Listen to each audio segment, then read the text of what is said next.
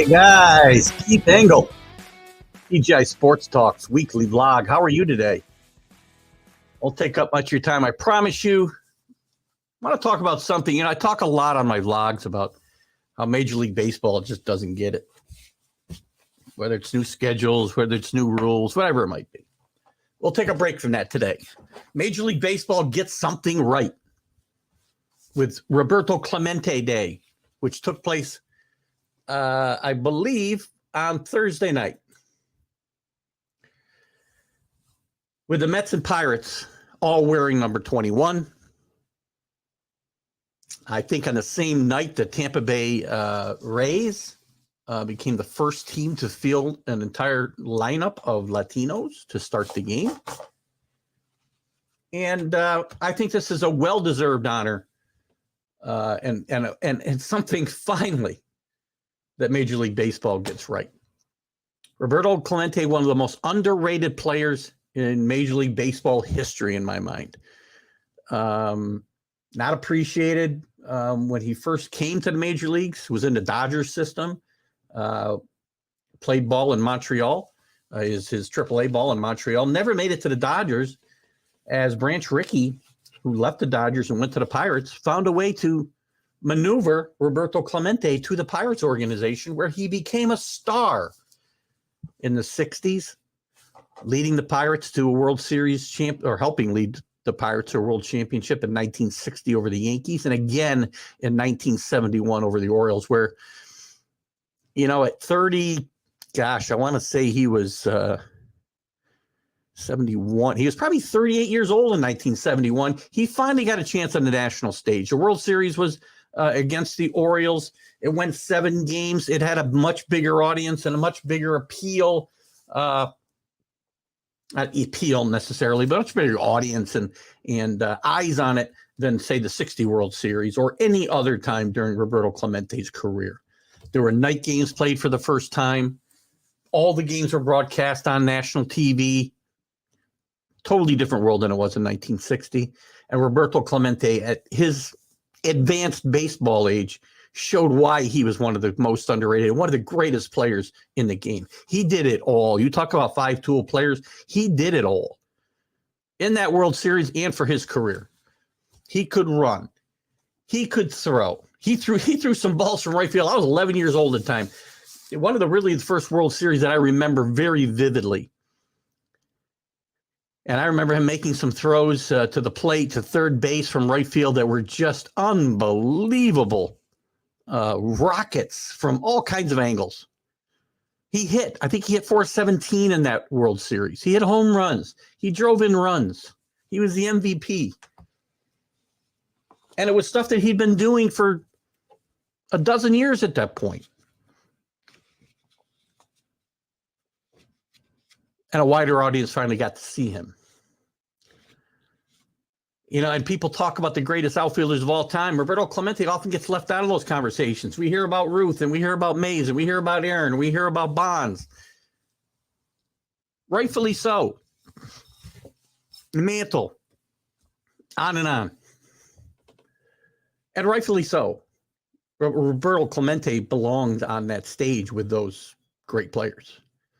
Battled some injuries, didn't hit for the power, so he didn't have the gaudy numbers, but he was consistent, hit for high average, could hit more home runs, and probably sacrifice part of his game.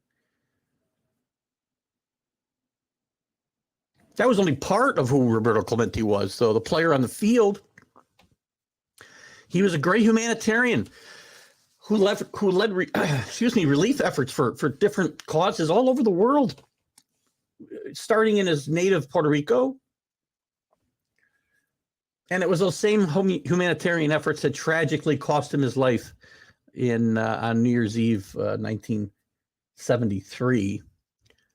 There was a 72. My bad. Hang on 1 second here. Oh, no, I'm losing the year. 1972. So we're heading into 73. New Year's Eve, 1972. He was had chartered his own plane to take goods that were badly needed in Nicaragua, who had been badly hurt by an earthquake. And the plane sadly was overloaded, and it crashed shortly after takeoff, and Roberto's body was never found. But this was who Roberto Clemente was. A great ball player, a giving human being. And I think baseball did a smart thing when they named their humanitarian award the Roberto Clemente Award, which many of those recipients, both active and retired, were on the field Thursday night for this event. Any player who ever won the award was allowed to wear number 21 that night. And there were other ceremonies as well. And you know what? God bless Major League Baseball for finally getting this right. Roberto Clemente, helped lead an entire demographic forward in the major leagues. There were not a lot of, obviously we know Jackie Robinson led the way for blacks. And in many ways, Roberto Clemente was one of the forerunners of the same type of integration for the Latinos. And again, it's a game that many Latinos used as a way to get out of their poverty-stricken upbringings, maybe in the Caribbean or other places around the world, mostly the Caribbean, with players coming from Puerto Rico, even some from Cuba, obviously, the Dominican, Venezuela, which is in South America. So again, Mexico.